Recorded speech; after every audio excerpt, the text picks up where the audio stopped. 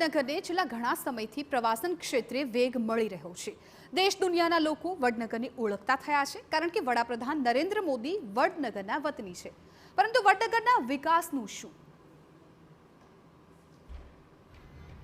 સ્થાનિક સ્વરાજની ચૂંટણી આવી રહી છે, ત્યારે ચેન્નાઈની ટીમ વડનગર નગરપાલિકા વિસ્તારમાં પહોંચી અને ત્યાંની સ્થિતિનો તાગ મેળવ્યો। આપને જણાવી દઈએ કે વડનગર નગરપાલિકામાં 3 ટર્મથી ભાજપ સત્તામાં છે। ગત ચૂંટણીમાં ભાજપે 28માંથી 27 બેઠકો હાંસલ કરી હતી, જ્યારે કોંગ્રેસના ફાળે 1 જ બેઠક ગઈ હતી। વડનગરના વિકાસ અને સમસ્યાઓ પર શું કહી રહ્યા છે રાજનેતાઓ, સૌથી પહેલા તે જોઈએ।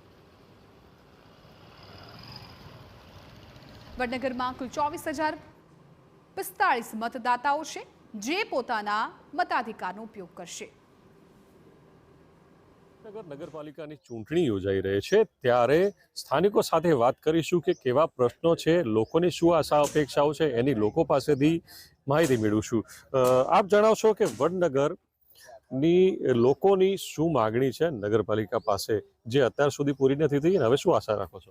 લોકોની માગણી સાહેબ એવી છે કે બેરોજગારી બહુ છે, પછી પાણીનો બહુ પ્રશ્ન છે, પછી આજે સ્કૂલો ચાલે, સ્કૂલોમાં પ્રાઇવેટ સ્કૂલો થઈ ગઈ છે સાહેબ, પેલી સ્કૂલો નથી, એટલે સરકારી સ્કૂલો થાય ને તો સાહેબ છોકરો ભણી, આ પ્રાઇવેટ સ્કૂલો 10-15 સ્કૂલો સરકારી સાહેબ, ઇંગ્લિશ મીડિયમ એવું આપણે છોકરા પૈસા લાવી શકતા નહીં સાહેબ।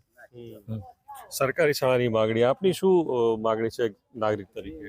હું વડનગર પટેલ વિનોદભાઈ,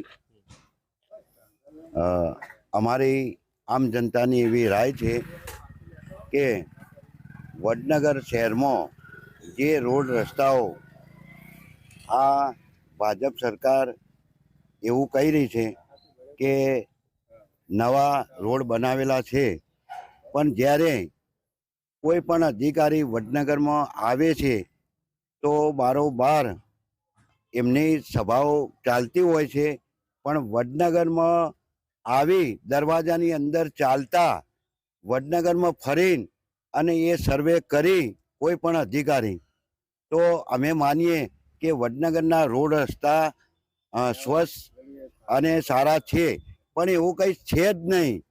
અત્યારે વડનગરમાં ખાડા એટલા અતિશય પડેલા છે, અમે નગરપાલિકાને બહુ રજૂઆત કરવા છતાં પણ કોઈ રસ્તા રોડ કે એવા કોઈનું સંચાલન આ લોકો કરતા નથી। આગળ પણ વાત કરીશું, આપ જણાવશો કે એપીએમસી અને જીઆઈડીસી ની પણ વાત છે, શું માગણી છે અને શું જરૂરિયાત છે?